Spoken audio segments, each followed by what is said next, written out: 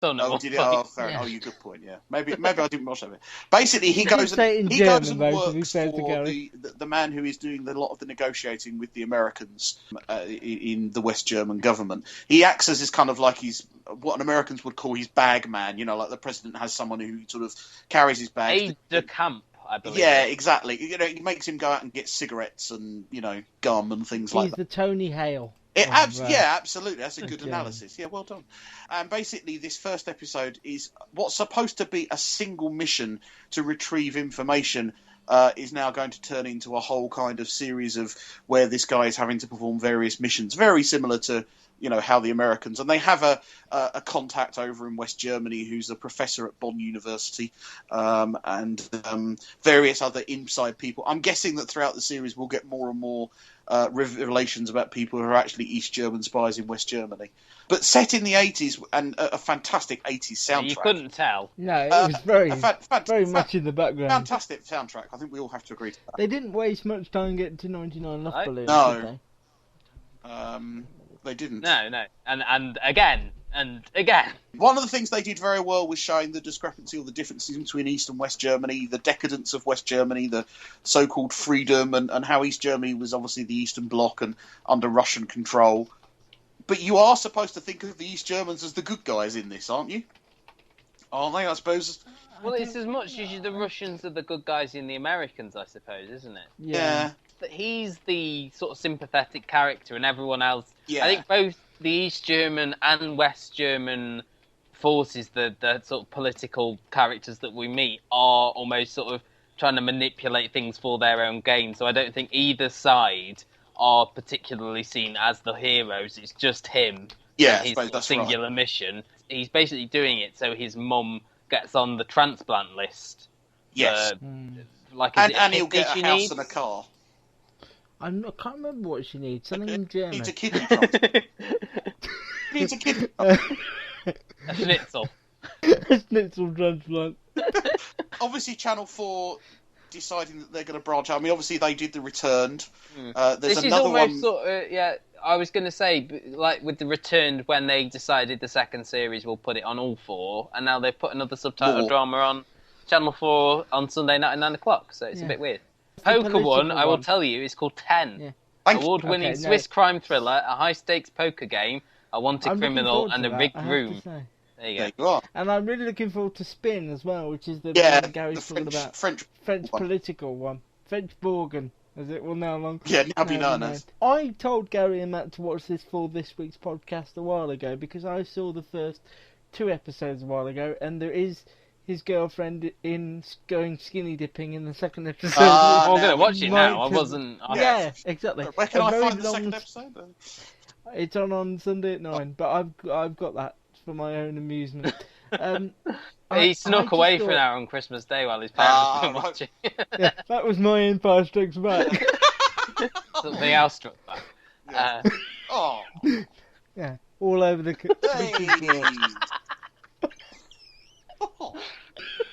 I can't talk about this seriously now, damn you. I really enjoyed the time you spent on it. I really enjoyed this. I thought it was really classy. I thought it was easy to follow. And it was... but I don't think... I hope Matt will stick with it, and maybe you will. I wasn't convinced. I don't know. I wasn't well yesterday while I was watching it, so that might have been... No. Nothing to do with the show, but in myself, I'd sort of had a bit of a cold and stuff like that. I was feeling very lethargic. I was just finding it very hard to concentrate on anything generally. And I suppose Deutschland 83 wasn't the best thing to watch. No. But I found it at times very over-expositional. I know it was the first episode, so there was a lot of plot to get through. But even the moments of tension didn't really get me. There was obviously the stuff where he had to do, get all the information, and later he found out that someone sort of maybe had stumbled upon his mission. And it didn't get me on the edge of my seat like I think it should have done and needed to do. And as well, I thought the time period was sort of very overt and in your face. It's like, as you said, here's 99 Love Balloons, here's Blue Monday. I might give it another go, especially now knowing what's in episode 2. Yeah. Each to their own. I quite enjoyed this. No, I thought it was all right, but no. Should we go on? It. to Silent Witness, which I know we all didn't watch because I've not seen it. I'm not a massive Silent Witness fan, so I'll let you two discuss this while I go and watch it. Well, I'm a fairly recent Silent Witness fan. I think I have to credit Luke with kind of like, I remember watching the first few series when Amanda Holden? No. I think I did that gag last year. We do this every year, not just last year. You think it would stick at one time when we've Amanda... done it every year? Byram, Bolt. Second, begins with a B, so you're close. Bannister. Byram. No, you'll never get that. Amanda Burton. That's it. That's the one. Amanda Bannister. That's a very Toast to London type name, that, isn't it?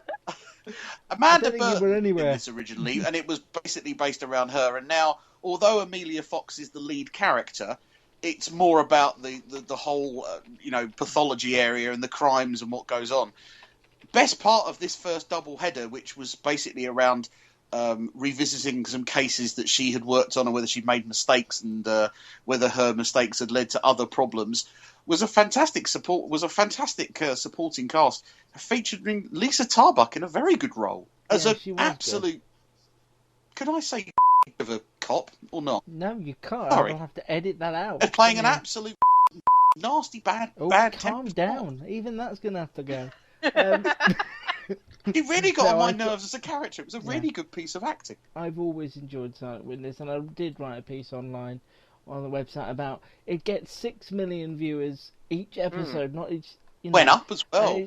So it's not underrated in as much as people aren't watching it. It's just underrated because it's not talked about. Yeah, it's not put out there like a Luther or a Sherlock or a Doctor Who, is it? I think I read that somewhere else. Someone else wrote a similar article saying it's sort of always gets audiences of that level, and it's on its 19th series, and people still like it for some reason. What I said in the article, but I want you to read it, is its diversity. So this week it might be about Nikki and something she's done. Next week they might be completely in the background, and it might be about a murderer and what they're doing. And the week after that it might be something. They can just do so much with the criminal pathologist thing, where the main characters are either in the story or not, or just on the sidelines or not. Or it's the crime that's really interesting as opposed to the characters. I mean, you do have to, ignore your rational mind. Would a pathologist really be involved in whatever? I always think that.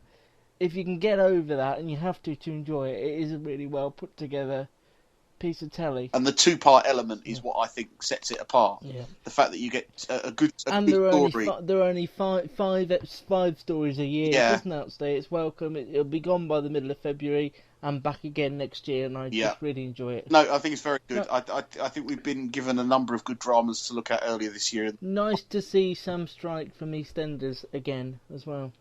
Should we have a bit of a classy ending with Celebrity Big Brother? Well, Gary, did you watch? Yeah, of course I did. I twittered and... Will you stop saying of course you did? Sorry, I did. So we've got the largest amount of Celebrity Big Brother housemates in history, but obviously, quite literally in this case, quantity does not negate quality, or doesn't mean quality. I mean, how many of these did you recognise, Gary? I'd say half. I feel like Darren Day has been on Celebrity Big Brother before, or should have been. No, he hasn't. I haven't seen Darren Day in a while on TV, actually. No, I know, but I kind of felt like he should have been on it before. He was on the first I'm a Celebrity. David Guest was on I'm a Celebrity, wasn't he? And Gemma Collins, briefly. Gemma Collins and... Danielle Westbrook. Yeah, they're recycling a lot of people. And obviously, you've got Christina Rihanoff from Strictly and X on the Beach people and people like that. So it just feels like they're... Yeah, it's like every kind of reality show is being sort of incorporated into one. Obviously, some of the Americans I've no idea. I mean, I've never heard of Angie Bowie, apart from the fact she's got the famous surname. I've never heard of the best friend of Kim Kardashian, whoever the hell he is. I think David Guest could be good comedy. But... And I say we have to re-establish private browsing mode because they've got a Hollyoaks girl in this, Stephanie Davis. Yeah, but I know how to do that now. Do you? Okay, good. Yeah. Her most famous thing, though, Stephanie Davis, is being sacked from Hollyoaks for. Is she the one for drinking? She was actually originally going to be on I'm a Celebrity instead of Georgie Porter, but she had a severe nut allergy, which apparently meant she couldn't be in the jungle. She couldn't have eaten the testicles. And the big theme this year is that they locked everything in boxes. Yeah, including Darren Day and some bloke off and East John End. Partridge have been locked in a box. I suppose we should mention the fact unlock that, that there's already been a number of complaints to Ofcom about comments made by the former boxer Winston, whatever his name is, who's now that's right, who's now the he's UKIP. not anymore, is he? English Democrats he's with now, he said at the beginning. I would describe myself as flamboyant and flash. I'm the second coming. I'd cope with a homosexual in the house. I guess I just have to be standing against a brick wall all the time. Be good if there's a bit of beauty in the house. I love girls, man. It's as if it thought, well, the more celebrities we throw in, it'll be better. But, I mean, it's only on for, 3 weeks, 4 weeks? Yeah. So it's going to be a lot of evictions. Done with getting rid of about 4 or 6. I mean, you don't need the Geordie Shore guy. You certainly don't need that Mr. Island fella. Or the ex on the beach girl. He was the one that I was like, what the f***? I don't think you... It just felt like he just wandered on to set. And just like, Can I go in then? They've gone for stereotypes of characters that they've had before. And I said it in the beginning, the pre-tapes that they do are just ridiculous, because the American woman who did the whole, I'm the biggest so-and-so in the house and all that, walked in, but all of a sudden was as nice as pie. I said on Twitter, she'll be making tea for them all in 2 days. They pump these characters up, but to me, it's a character like David Guest that is the most interesting, because he's David Guest is a big character. I think Angie Bowie would be a big character. Nancy DeLolio is quite a big character. No, I think she'll be she'll wallflower. I don't think she's that. Okay, so who do you think? If you had to say someone to win now, who would you say? I would say Stephanie Day. Darren Day has a redemption story. So Darren Day, yeah. So I'd go Stephanie Davis. Luke, who are you going for to win Celebrity Big Brother? Oh God, John Partridge. Why not? Pick of the week. Pick of the week, yeah. Oh yeah. I've been looking at the week, and I am going to say that, I mean, there's still the things we talked about are still on. But something Matt and I didn't get to discuss, and we will on perhaps on a later podcast if. I think I know what you're going for here. Can I guess what your week is? Yes. Walk in the Himalayas?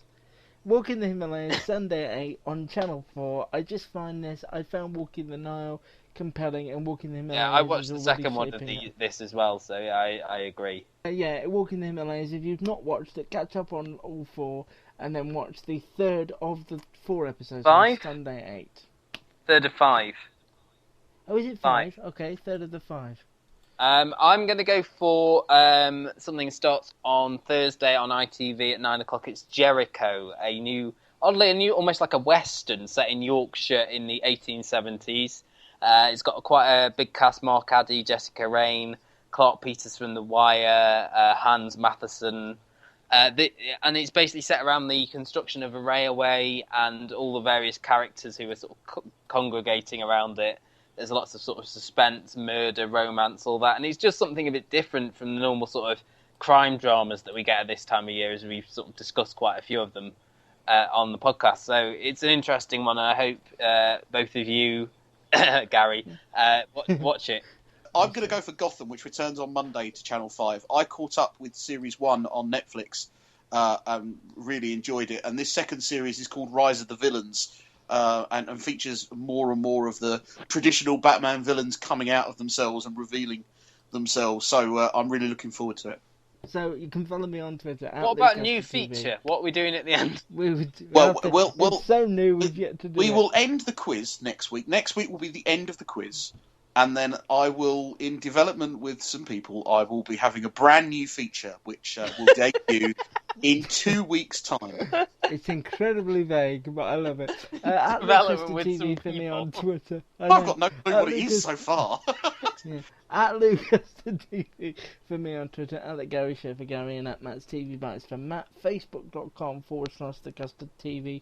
And you can also get the original site, www.custardtv.com. Download this and subscribe on iTunes. You'll join us next week, where we'll be talking more telly and more rubbish. Good night. Bye. Bye-bye. Download this podcast from thecustardtv.com.